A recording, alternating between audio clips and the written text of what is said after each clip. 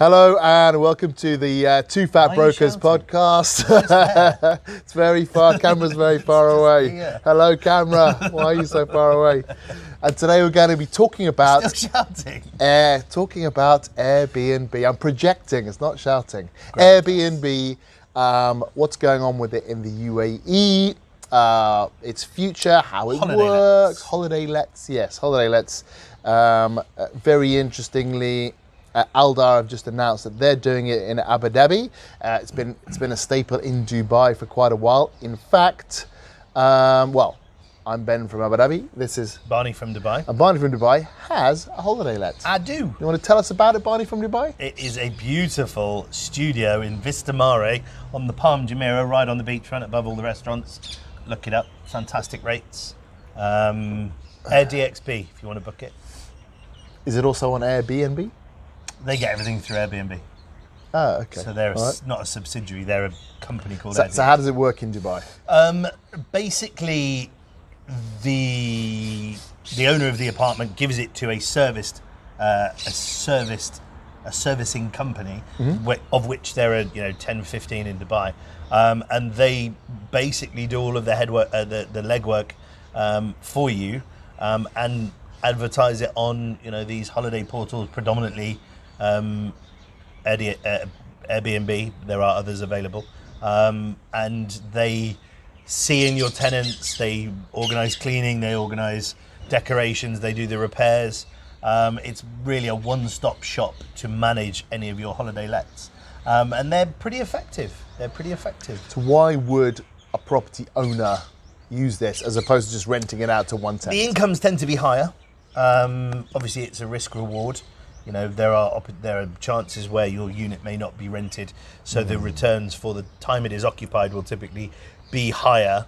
It isn't these one or two lump payments that you would expect to receive when you have a rental. It's more of an income payment. Well, it's payment when it's been leased or when it's had a holiday, an occupant in it, rather than long-term lets where it's cash up front. So with the reward comes the drawback of not being given lump sums, but typically the returns can be 20-30% more than you would get from a long-term lease. And if you have one of these managers in place, they tend to take all the headache out of it for you. Okay, so you don't really hear back from them. Only when they want something. Always the case. Typically, the only thing they want is maintenance. So, if there's something that needs repairing, or if the TV's not working or something, they ask you, "Can we fix it? It'll cost this much," and you just say yes or no. So they rent it out. They collect the rent. They pay you once a month. That's correct. Yeah. Okay. And you've done it yourself, obviously. Why did you do that specifically, as opposed to just getting a tenant in there for a year? Well, the returns, as I said, are higher even after these. So you reckon you'll get a better return on your investment? Much better. Much better. Well, only because mine is in a very good place for holiday makers. Mine's on the beach. It's right by the bars and restaurants. It was always going to be much more popular to give it to holiday makers rather than an end user who would, not want all of the benefits necessarily that this would give you.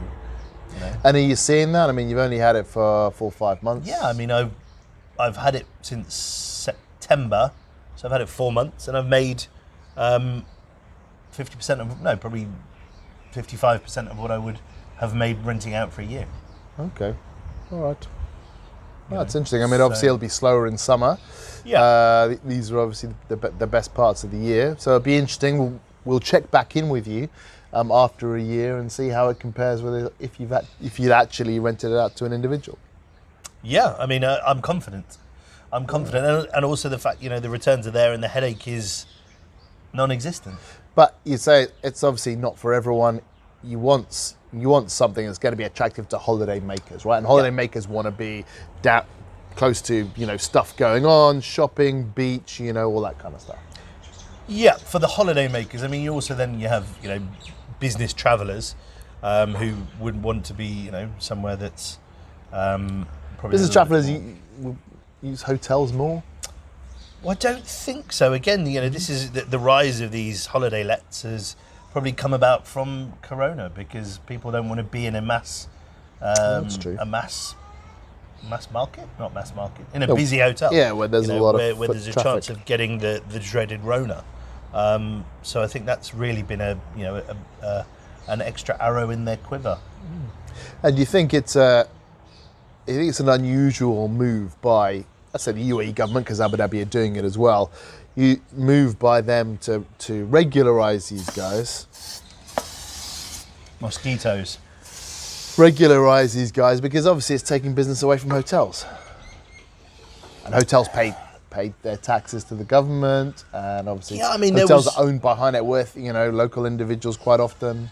I mean, there will always be a market for hotels because hotels have the gyms, the spas, the beachfront, all of the things that you want from a hotel. So there will always be a place. This has kind of created a new segment for people who want that kind of that homely feel. You have to pay taxes to the Dubai government? I do. Yeah. Not taxes, but you have to have a license and stuff like that. So yeah, there's an income. Of course, there's a revenue stream. And there's VAT as well you got to account for? I do, yeah. I suppose the management company do all that for you. They do. Yeah. So yeah, I suppose if the government's getting the same revenue it is from those that it is from hotels, then it's probably a tourism driver to have flexibility in where people can stay when they come to Dubai. They've got different choices. They can stay in, And look, villas. at the end of the day, competition is good for the market. Competition, for hotels is good for the market because hotels will have to improve their offering, reduce their prices, which will get more tourists here. Yeah. And at the end of the day, the VAT and the income the government make from the hotels will pale into insignificance from, a huge spike in tourism. Well, you think? I mean, probably is not a tourism driver by itself, but obviously makes it more attractive, particularly when you're thinking about, you've got a studio apartment which can be seen as reasonably similar to a hotel room, but let's say, you've got a villa in Jumeirah Village Triangle, for example. That's a very, very different offering to what a hotel might be able to offer you, particularly on the villa side. And yeah, it's also it's more cost effective. If you're a family and you want a villa, to have a house like mine, like you're in now, it has a big garden, has a swimming pool, has a barbecue area. It would be much more cost effective for a family of 4 to come and rent something like this than to rent 2 or 3 rooms in a hotel somewhere. Yeah, that's true. And as I said, in Abu Dhabi, they're just they legalised it, I think, last year, and Aldar are just launching their own. Can't remember what it's called now. Their own sort of brand in partnership with a British company. On Reem Island, which is not really a holidaymaker's destination, so I think they're probably putting their toe in the water. But obviously, it's now coming through, and Aldar's obviously semi-government. Why dip your toe into a water of an area that's not going to be a success? Well, they probably just want to go through the motions in terms of the whole organisation of it. How do you advertise people? How do you get them in? Or not make a mistake on a prime asset. Yeah, very, very, very possibly. See if there's really a market for it, probably.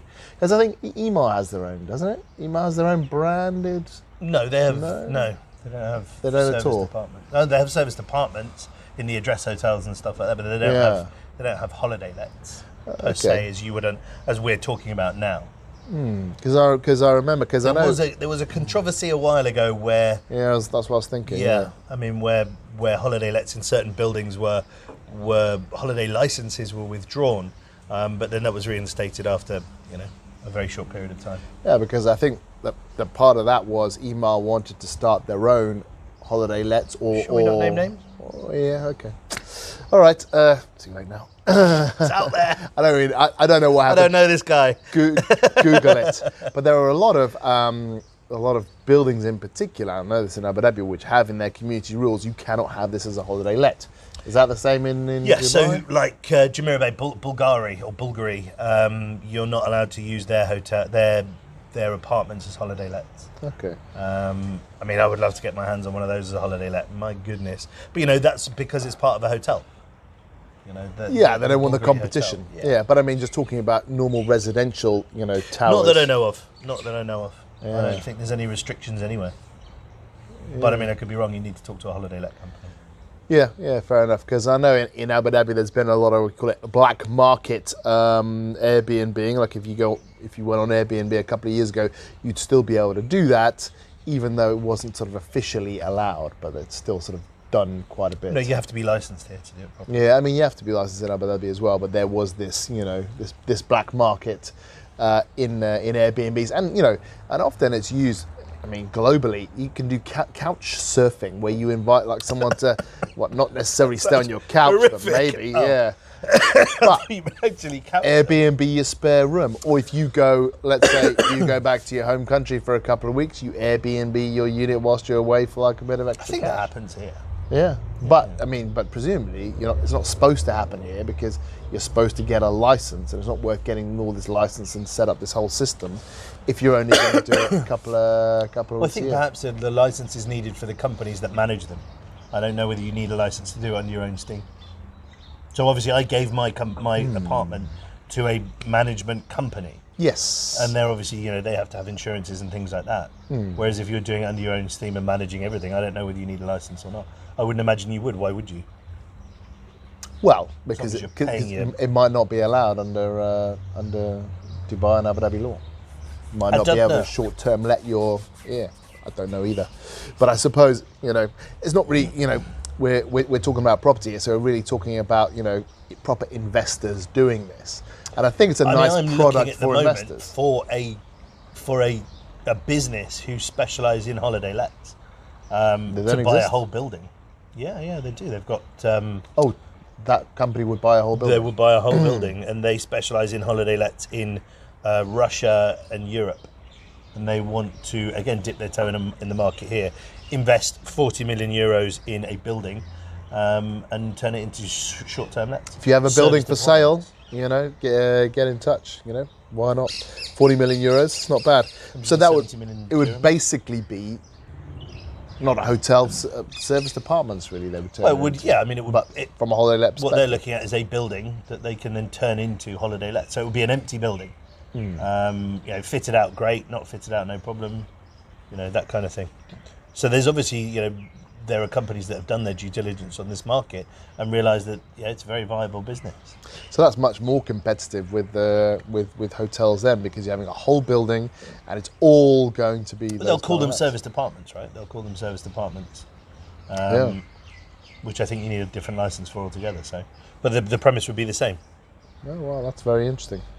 But again, so when we talk about it, it's quite a good investment product for investors. When you're selling them a property, when you bought a property yourself, you did it specifically because you wanted to Airbnb, and you thought, we hope that you can get a better return than you would just renting it out to any old.